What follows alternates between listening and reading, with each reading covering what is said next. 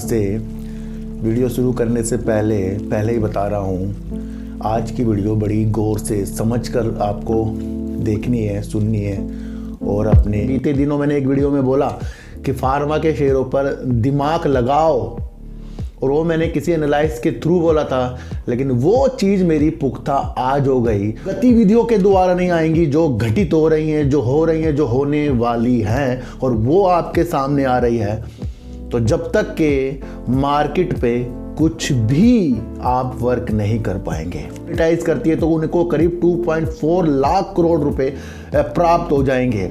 ये बहुत बड़ी बात है, बहुत गहरी बात है, पर ये किसी को समझ नहीं आएगी। समझने वाली बात ये है कि अब इसके अंदर sir UCO bank, Punjab and Sind bank हो गया, IRFC हो गया, LIC हो गया, या फिर आपका SJVN हो गया, ऐसी स्वास्थ्य के संबंधित मेडिसिन या लापरवाही कुछ बरती जाए तो WHO उसके अंदर लेता है एक्शन।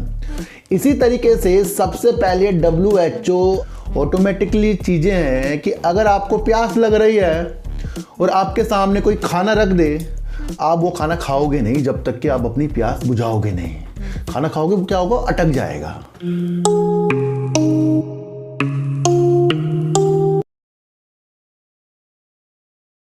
नमस्कार, मैं स्वागत करता हूं आपका अपने ही चैनल पर जिसका नाम है सार्थक बाजार से।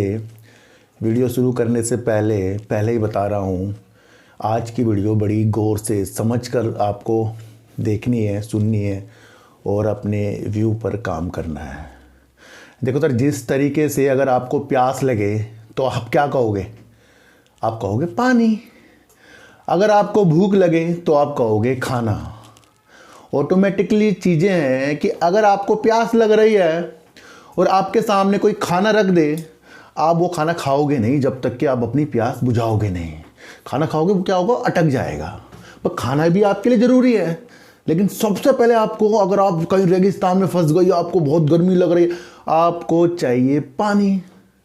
क्या व्यू बना? प्यास लगी, पानी आ गया। भूख लगी, खाना आ गया। व्यू बने, शेयर मार्केट आ गई। समझ रहे बातों को? जब तक कि आपके अपने व्यू शेयर मार्केट की चाल को समझने के लिए उन गतिविधियों के द्वारा नहीं आएंगी जो घटित हो रही हैं, जो हो रही हैं, जो होने वाली हैं, और वो आपके सामने आ रही है, तो जब तक के मार्केट पे कुछ भी आप वर्क नहीं कर पाएंगे।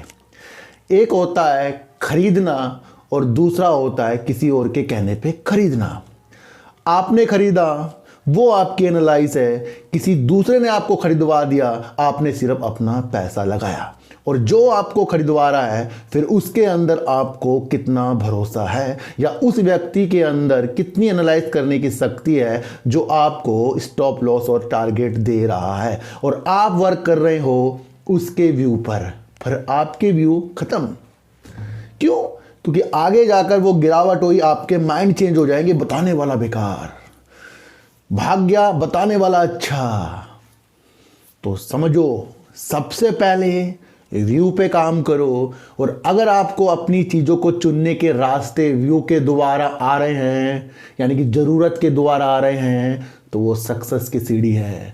अगर आपके रास्ते किसी को चुनना सिर्फ इसलिए लालच की वजह से आ रहे हैं, ये एक निगेटिव चीज़ है, इसे त्यागो। पानी की ज़रूरत प्यास से है, खाने की ज़रूरत भूख से है, और शेयर मार्केट में पैसे कमाने की ज़रूरत है व्यू और आपकी एनालाइज करने के तरीके से। इन चीज़ों को आपको समझकर आगे बढ़ना है। तो अगर आपको दूर तक जाना है, जो आपने कमाया है उसके अंदर से कुछ प्रॉफिट लेकर फिर उन प्रॉफिट को इकट्ठा करके फिर उस व्यू पर लगा दो जिस व्यू को आपको आगे तक के ले जाना है। तो ये सारी चीज़ें आज आपको समझनी है। और आज बात हम करेंगे सर वोडाफोन आइडिया की, और बात आज हम करेंगे फार्मा के शेयर क्यों ज़रूरी हमारे लिए हैं। क्योंकि बीते दिनों मैंने एक वीडियो में बोला कि फार्मा के शेयरों पर दिमाग लगाओ, और वो मैंने किसी एनालिस्ट के थ्रू बोला था, लेकिन वो चीज़ मेरी पुख्ता आज हो गई, और वो आज मैं आपको समझाऊंगा। मैं किसी भी चीज़ के बारे में आपको वो व्यू नहीं दिखाऊंगा जो है ही नहीं, होने ही नहीं। तो उनके बारे में और बात करेंगे, IRFC जैसे शेयरों के बारे में और सरकारी शेयरों के बारे में, क्योंकि कल यानी कि आज सुबह मैंने एक वीडियो जो डाली उसमें कुछ लोगों को वो चीज़ें समझ नहीं आई, तो मैं फिर से उसको आपको समझा दूंगा।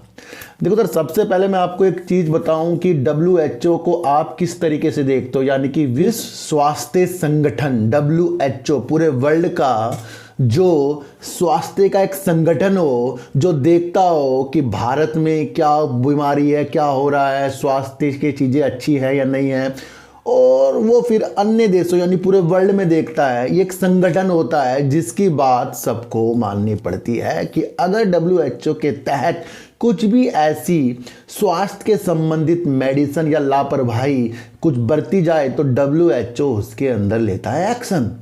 इसी तरीके से सबसे पहले WHO अगर कोई बीमारी है या आने वाली है या कुछ भी चीज़ है तो वो आपको सूचित करेगा, यानी हमें नहीं, देश को करेगा, और देश फिर उस गतिविधियों के साथ राज्य राज्य वो चीज़ें फैलाएगा। यहाँ समझ में आ गया WHO का काम क्या है। देखो तो कोई भी चीज़ मैं आपको गलत कभी नहीं बताऊंगा, इसलिए मैं आपसे जो कहता हूँ ना, मेरा ज्वाइन, देखो तो एक ज्वाइन बटन जो मैंने खोला कुछ लोगों को मिल नहीं रहा है और कुछ लोग कह रहे हैं मेरी पेमेंट फेल हो रही है, तो ज़रूरी नहीं कि आपको वो करना ही है। भाई आपकी पेमेंट फेल हो रही है, मत करो, कोई टेंशन नहीं है। और जिनको नहीं मिल रहा है वो चैनल पर है, वो एक माध्यम है ताकि हम एक अच्छे एनालाइज और एक अच्छे काम के लिए वो चीज़ें कर सकें। सर 89, 29, 59 ज़्यादा नहीं है, तो ये आपको समझना है कि अच्छे काम की चीज़ें अच्छी चीज़ों के साथ हों तो वो अच्छी चीज़ें हमारे अंदर पॉजिटिव चीज़ लेकर आती है। और मुझे देखकर एक बड़ा आश्चर्य हुआ जब मैंने कहा कि मुझे एक व्यू पे काम करना है, एक बड़ा सा आश्रम की चीज़ों के साथ काम करना है, तो ये अंदर हिंदू मुसलमान सब धर्म के लोग ने मुझे ज्वाइन किया। उन्हें पता है कि जब भी मैं कुछ चीज़ करूँगा वो सारे धर्म के लिए करूँगा। तो मेरा जो मकसद है वो आपको आगाह करने का है, और जिनको ज्वाइन बटन नहीं मिल रहा है वो कर सकता है। और अकाउंट भी जिनका दूसरा नहीं है वो भी अकाउंट खुलवाए एंजल वन का, और लिंक डिस्क्रिप्शन में, वहाँ पर हम उन शेयरों को रखते हैं जिन शेयरों की गतिविधियाँ हमें आगे तक देखनी पड़ती है। तो लाभ उठाइए, और इस लाभ से आप खुद ब खुद चकित हो जाएंगे कि एनालाइज जो चीज़ होती है वो क्या होती है। यहाँ कोई फेक चीज़ नहीं हो रही है। तो मैं बात कर रहा था WHO यानी कि विश्व स्वास्थ्य संगठन की क्या राय है। तो सर फार्मा के शेयरों पर दिमाग लगाने की चीज़ों के साथ मैंने आपको बोला, और मोरपैन लैब के शेयरों को अपने हाथों के साथ नहीं जाने देना है कि भाई निकल जाओ, ये तो निकल रहा है, गिर रहा है, वो हो रहा है, ये हो रहा है। वक्त किसी चीज़ का आने से पहले वो अंदेशे दे देता है, और जब वो अंदेशे अगर हम भाप गए तो उसके अंदर अगर हम वेट कर सकते हैं। इसी तरीके से काफ़ी लोग मुझे कह रहे हैं शुगर सेक्टर गिरा जा रहा है। सर शुगर सेक्टर में तो अप्रैल की गतिविधियां बता रखी हैं, क्यों बार बार वो उन चीज़ों को पूछते हो। वीडियो देखा करो कंटिन्यू, अप्रैल तक हमें इसके अंदर कुछ अच्छी चीज़ें मिलेंगी। ध्यान रखने वाली बात है कि WHO ने कहा कि जो DGX जो एक नया वेरिएंट यानी कि जो नया एक वायरस आ रहा है वो कोविड-19 से भी ज़्यादा 20 गुना घातक है। बातों को समझो, ये मैं नहीं बोल रहा हूँ भाई, ये कोई गली मोहल्ले का डॉक्टर नहीं बोल रहा है भाई, ये WHO के बड़े व्यक्ति बोल रहे हैं, ये आप समझो। उन्होंने देशों को आगाह कर दिया है कि इस बीमारी से लड़ने के लिए सूचित कर रहे हैं, वो अलर्ट हो जाएं, क्योंकि उन्होंने देखा जिस तरीके से एनालाइज करने वाले बोल रहे हैं कि जब 19 यानी कोविड-19 आया था तब हमारे पास वो पर्याप्त जगह और पर्याप्त ऑक्सीजन नहीं थी, और उसकी वजह से कई जानें गई थी। तो उससे ये 20 गुना है। ये कोविड से भी खतरनाक चल रहा है मामला। अब बहुत से लोग सवाल उठाएंगे कोविड नहीं आएगा। भाई साहब एक चीज़ बताऊं आपको, मैं फिर दोबारा समझा रहा हूं, जो ये FIs होते हैं जो इतनी 20-20 हज़ार करोड़ की हमारी सेलिंग करके भाग गए, वो इंडिया के हैं क्या? वो बाहर के हैं। और ये क्या बोला है उन्होंने, WHO ने पूरे वर्ल्ड के बारे में बोला है। ज़रूरी नहीं यहाँ पर कुछ ना हो, पर आगे तो होंगे। जब वो अपना पैसा यहाँ से खींचेंगे तो समझो उस चीज़ को।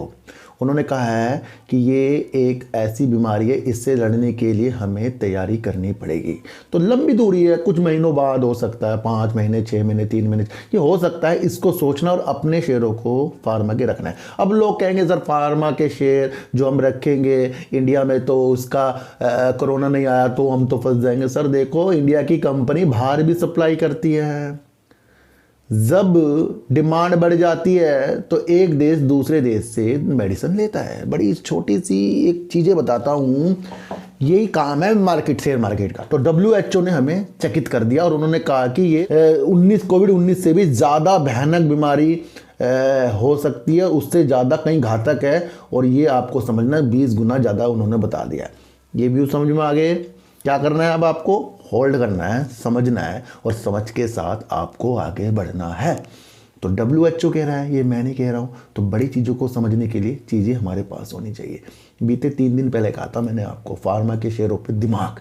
अब आगे जाके फार्मा के शेयर गिरे ना तो टेंशन मत लेना, उनके अंदर सोच के चलना कि क्या व्यू बन गए हमारे आगे के। अब बात करेंगे सरकारी कंपनियों के बारे में। जैसे ही मैंने आज एक अपनी वीडियो डीप सर्च 6, मेरा चैनल दूसरा चैनल सर नाम है डीप सर्च 6 के अंदर डाली तो उसके अंदर एक कमेंट आया, सर अगर OFS सरकार लाती है तो ये तो फ़ायदेमंद ही चीज़ है, OFS के बाद तो शेयर भागते रहते हैं। देखो सर, मसला यहाँ OFS का नहीं है, मसला यहाँ पर ये है। और ये मैं जो आपको न्यूज़ बता रहा हूँ ये CNBC TV 18 की न्यूज़ है। ये मेरी न्यूज़ नहीं है। ये जो बड़े बड़े लोग बैठे हैं ये बड़ी खतरनाक एनालाइज करते हैं। अब इसमें से व्यू हमें खोजने हैं। देखो सर, सबको पता है कि सरकारी बैंकों ने 2023 में धमाका कर दिया और अगर इतनी ज़्यादा इसके अंदर उथल पुथल आगे नहीं होगी तो ये न्यूज़ में नहीं आता। समझने वाली बात है। इसके अंदर कई निवेशक पॉजिटिव और कई निगेटिव बोल रहे हैं। ये उछल क्यों रहा है कि PSU बैंक, PSU सरकारी बैंक, PSU सरकारी कंपनियां, PSU, ये क्यों आपके सामने बार बार आ रहा है? ये चीज़ों को आपको समझकर चलना चाहिए। तो इन चीज़ों के अंदर एक पॉजिटिव और एक मुझे थोड़ा सा निगेटिव लग रहा है। मैं आपके सामने व्यू रख रहा हूँ, आपको अपने अनुसार वो चीज़ों को करना पड़ेगा। जैसे ही मैंने आज वीडियो अपने चैनल पर डीप सर्च 6 में डाली, छोटी वीडियो डालता हूँ, उसके अंदर 5, 3, 4 मिनट की डालता हूँ क्योंकि काफ़ी लोगों को पता है कि चल छोटी वीडियो में भी हमें अलग अलग तरीके से समझाएं। तो उनके लिए वो चैनल मैंने बना दिया है। जिसको वो देखना वो भी देख सकता है, जिसको यहाँ पर साइकोलॉजी समझनी है वो इस चैनल पर रुक सकता है। तो OFS अगर कंपनी लाएगी तो सबसे अच्छी बात है, अगर सरकार लाएगी किसी भी कंपनी में। मसला क्या है? मसला यह है कि सरकारी कंपनियां जो हैं, जो 19 सरकारी कंपनियां हैं, उनका जो अतिरिक्त जो सरकार की एक हिस्सेदारी होती है उसका जो अतिरिक्त है, यानी कि 75% सेबी का एक रूल है, सरकारी हो या प्राइवेट हो, 75% सरकार की या प्राइवेट कंपनियों की 75% या उससे कम होनी चाहिए। अब सरकार की जो हिस्सेदारी है करीब 9 कंपनियों में 90% से भी ज़्यादा की है। तो ये आपको 90% या 90% से ज़्यादा की है। तो ये आपको समझना है कि एक बड़े एनालाइज करने वाले ये बात बता रहे हैं कि अगर सरकार अपनी इन हिस्सेदारी को मुद्रीकरण यानी कि मोनेटाइज करती है तो उनको करीब 2.4 लाख करोड़ रुपए प्राप्त हो जाएंगे। ये बहुत बड़ी बात है, बहुत गहरी बात है, पर ये किसी को समझ नहीं आएगी। समझने वाली बात यह है कि 18 सितंबर 2022 को यही अतिरिक्त जो हिस्सेदारी की वैल्यू जो थी 1.9 लाख करोड़ की थी और 20 जनवरी 2024 को ये बढ़कर 2.4 लाख करोड़ हो गई है। तो इसका मकसद सीधा सीधा ये है कि यहाँ इंडिकेशन दिया जा रहा है कि सरकारी कंपनियों की अतिरिक्त हिस्सेदारी अगर सेल करती है तो उनको काफ़ी 2.4 लाख करोड़ रुपए का प्राप्त हो सकते हैं। काफ़ी लोग इसे पॉजिटिव और काफ़ी लोग इसे अलग तरीके से देख रहे हैं। मैं तो इसको निगेटिव तरीके से देख रहा हूँ, आपको ये किस तरीके से लग रहा है? अब इसके अंदर sir UCO bank, Punjab and Sind bank हो गया, IRFC हो गया, LIC हो गया, या फिर आपका SJVN हो गया, आपका मजडॉक हो गया, आपका IDPI बैंक हो गया, IOB हो गया, जनरल इंश्योरेंस हो गया और आपकी LIC हो गया। तो इस तरीके की 19 कंपनियां जो हैं, सरकारी कंपनियां, रेलवे, बैंक सब मिलाकर जो कंपनियां हैं उनका अतिरिक्त हिस्सेदारी 2.4 लाख करोड़ हो गया है। और ज़्यादा जोर इसके अंदर IRFC की तरफ दिया गया है क्योंकि सरकार की जो उसके अंदर हिस्सेदारी जो अतिरिक्त है यानी 75% से अतिरिक्त है वो करीब 11.36% की है। अब सर कहेंगे कि सर सरकार की वैसे IRFC में कितनी हिस्सेदारी है? तो सर 75% में 11.36% जोड़ लेना, उतनी है। तो वो 11.36% अगर कंपनी किसी भी माध्यम से अपनी स्टेक को सेल करती है, यानी सरकार करती है, केंद्र सरकार करती है, तो उनको करीब 22,500 करोड़ रुपए करीब प्राप्त होंगे। सोचने वाली बात है। ये न्यूज़ आने का मकसद क्या है आप समझो, यानी कि शेयर सरकारी कंपनियां टॉप पर हैं। आपको चीज़ टॉप पर है, इतना ज़्यादा टॉप पर है, या तो कोई धमाकेदार वर्क हो गया, बहुत ज़्यादा हो गया, चलो उस वजह से तो हो गया काम। फिर कुछ कंपनियों में वो चीज़ें नहीं, और उसके बाद भी वो चीज़ें इतने टॉप पर, उनकी एनालाइज किसी ने की है और वो मैंने आपको बताई है। इसके अंदर मेरा कोई भी मकसद खरीदना बेचने वाला नहीं है। तो अगर सरकार इस तरीके से अपने स्टेक को सेल करती है तो 2.4 लाख करोड़, करे ना करे वो बात की बात है। ये न्यूज़ हमारे सामने क्या दृश्य दिखा रही है, यानी कि सरकारी कंपनियों के शेयर काफ़ी ऊपर हैं। तो हमें थोड़ा सा संभल कर चलना है। ये इस न्यूज़ का और मेरी बातों का मकसद है, और ये नहीं कि OFS आएगा तो बहुत बढ़िया हो जाएगा, सरकार स्टेक सेल करेगी तो बहुत बढ़िया हो जाएगा या नहीं होगा, वो मैटर मायने नहीं रखता। हम व्यू पे काम करते हैं और व्यू को आपको समझना होगा। अच्छा, एक और MD बोल रहे हैं, अजय श्रीवास्तव जो हैं, डायमेंशन कॉरपोरेट फाइनेंस के MD अजय श्रीवास्तव का कहना है, देखो इन्होंने पॉजिटिव संकेत दिए। उन्होंने कहा कि रेलवे के शेयरों को बेचना या बदलने की कोई ज़रूरत नहीं है, क्योंकि उनको लगता है कि सरकार तो यही आगे आकर आने वाली है। उन्होंने पॉजिटिव संकेत दे दिए। उन्होंने कहा कि बैंक को भी तरफ, यानी सरकारी बैंकों की तरफ भी उनका रुझान पॉजिटिव है। तो एक व्यक्ति ने एनालाइज करके तो यहाँ पर हमें ये बता दिया, जो MD हैं डायमेंशन कॉरपोरेट और फाइनेंस के MD अजय श्रीवास्तव जी पॉजिटिव हैं अब भी।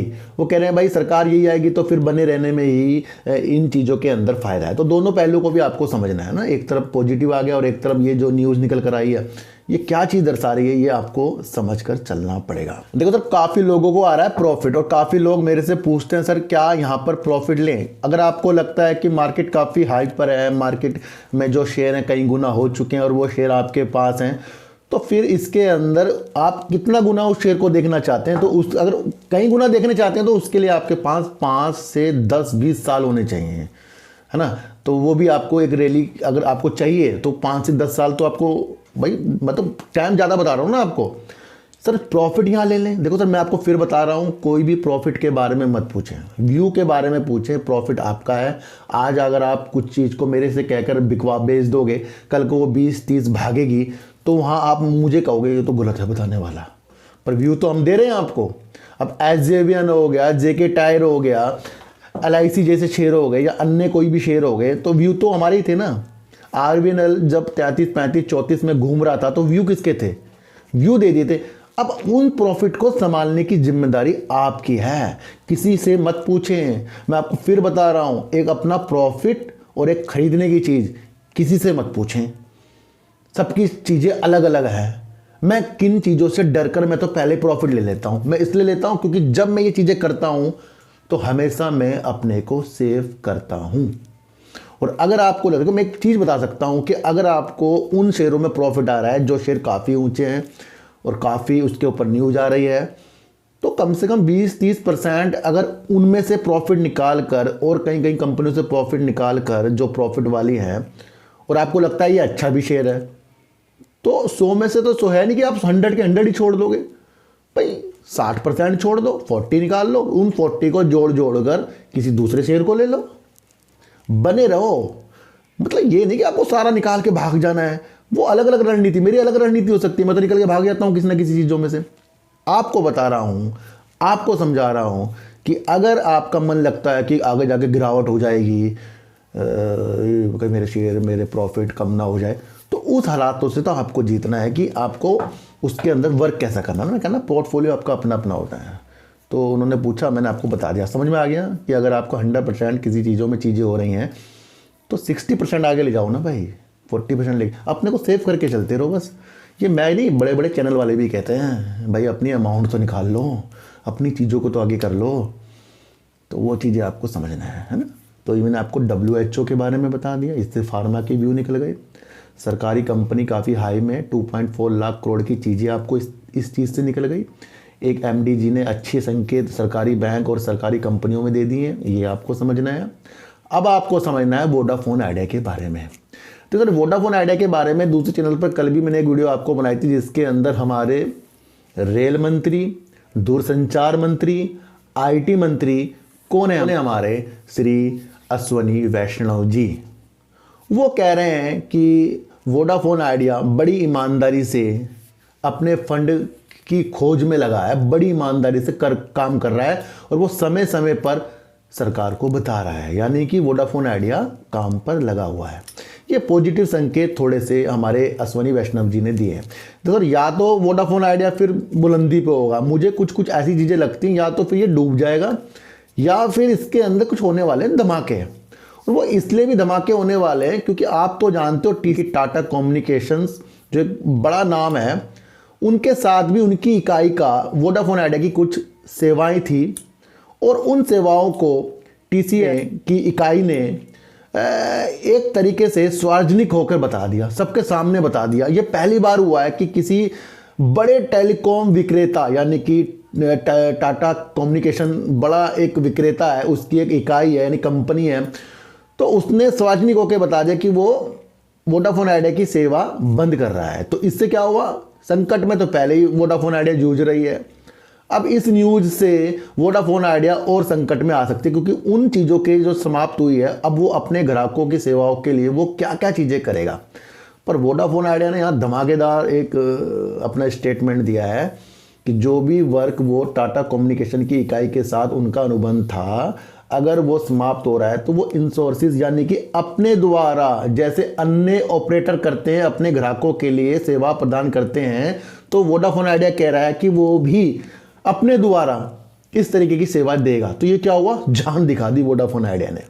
यहाँ वोडाफोन आइडिया कह रहा भाई कर दिया आपने ख़त्म, लेकिन मैं अपने तरीके से इसको हैंडल करूँगा। लेकिन समस्या फंड की, पहले ही ये अपने 5G के लिए जूझ रहा है, अलग अलग चीज़ों के लिए कट जाओ तानी जूझ रहा है, अब ये एक संकट और पड़ गया इसके अंदर।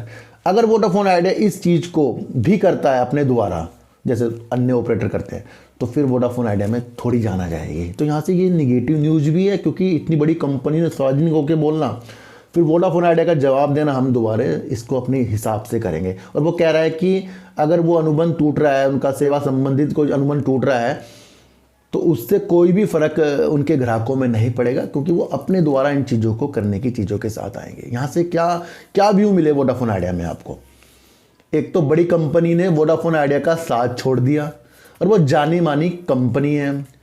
दूसरा, अश्वनी वैष्णव जी ने कहा है कि ये फंड की खोज कर रहा है, लेकिन दिसंबर में इनकी फंड जो अक्षय मुंद्रा जी बता रहे थे वो समाप्ति की ओर हमें देखने को मिली है, क्योंकि उसके बाद बैंक इनको लोन देते।